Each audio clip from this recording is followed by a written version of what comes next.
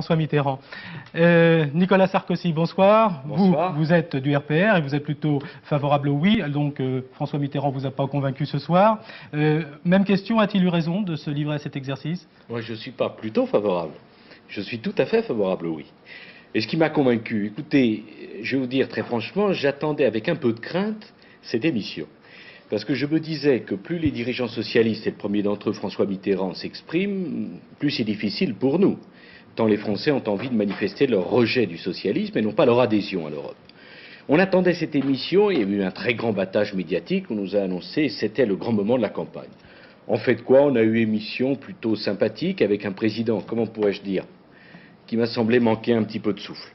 En vérité, je crois vraiment que pour tirer l'Europe de l'ornière où elle se trouve, pour sauver l'idée européenne à laquelle nous croyons profondément, eh bien, on a bien besoin que nous autres, les dirigeants de l'opposition, on se retrousse les manches pour expliquer aux Français que le débat qui est en jeu, c'est un débat essentiel. Nicolas Sarkozy, est-ce que tout de même l'ambiguïté qu'a laissé planer ce soir le président de la République ne vous gêne pas, puisque finalement François Mitterrand n'a pas clairement répondu à la question, à savoir quelle serait son attitude si le non l'emportait?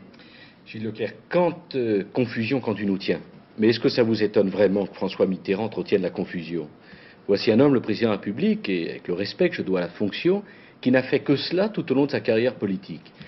Maintenant, qu'est-ce qu'il va faire? Il entretient l'ambiguïté, il avait dit le contraire il y a une semaine. Il y a une semaine, qu'est-ce qu'il dit? En aucun cas, je ne partirai.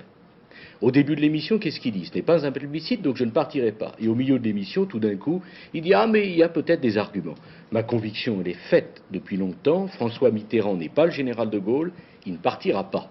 Si vous me demandez ce que je le regrette, ah certes, je le regrette. Le plus tôt on sera débarrassé en quelque sorte des socialistes, le mieux ça sera. Mais en l'occurrence, je ne souhaite pas que l'Europe soit la victime du rejet des socialistes dans ce pays. Ce doute ne va pas changer la nature de la fin de la campagne électorale. Enfin, je l'espère. Et d'ailleurs, je voudrais faire une remarque. Moi, je suis très attaché à la procédure référendaire.